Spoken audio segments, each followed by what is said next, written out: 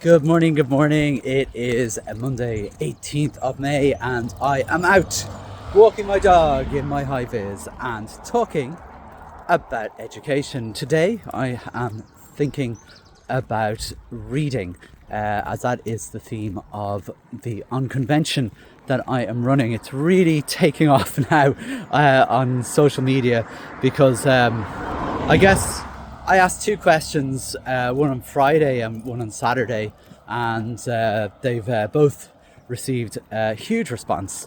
One was about reading recovery, and one was about UFly, which are, I guess, in some ways, if anyone could make reading controversial, I'm going to find it, aren't I?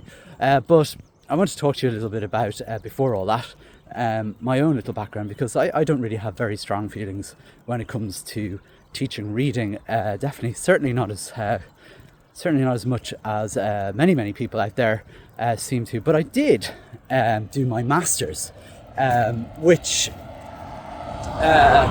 on the idea of teaching reading. My masters was, I can't remember the exact title of it, but what I tried to do was I tried to see if a computer could teach phonics better than a human.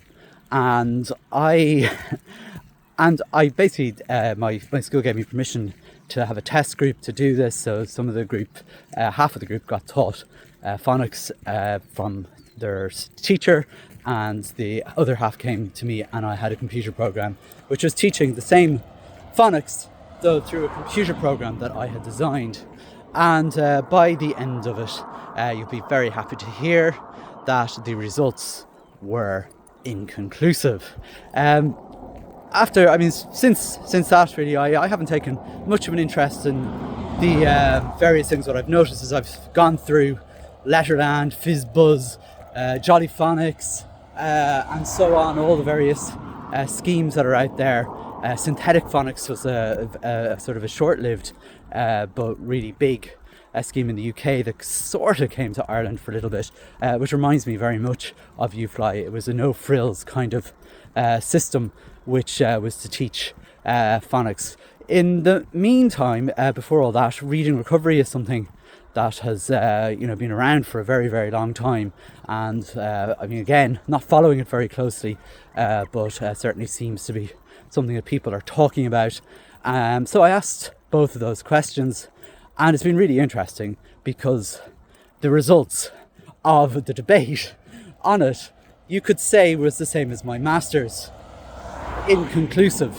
Some people love the UFly and live by it. Some vehemently hate it, find it boring, find it unmotivating, and so on. When it comes to reading recovery, again, some people hate it vehemently and some people love it, and have particularly those who have used it for quite some time. And I guess I'm finding it very interesting because there's what I think we need to look at when it comes to making these recommendations is there seems to be a lot of feelings and opinions and research around reading out there, and it has become sort of a topical issue. And I guess what we need to do is keep asking more questions. I think the point of this unconvention, if there is a point to it, is that we ask really unconventional questions. We value the expertise of our teachers, of our educators, of anyone involved in education, but we also value the research that is out there.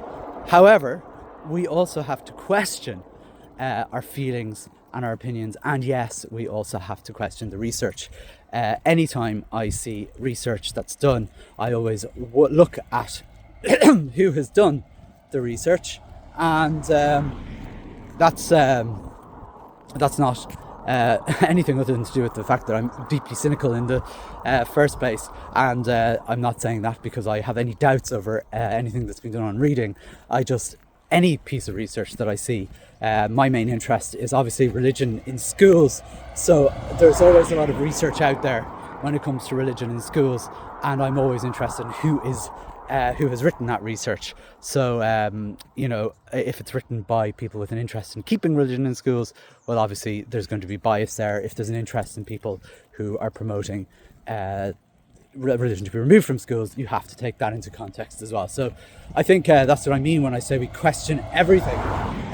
So I think we've hit a point in our own convention where we need to ask more questions. I think we have two strands there. Look, there's far more that we need to do in terms of reading, but so what I'd also like to hear from you is what kind of questions should we be asking, because it's obviously not all about reading recovery and UFly and all the rest of it at this stage.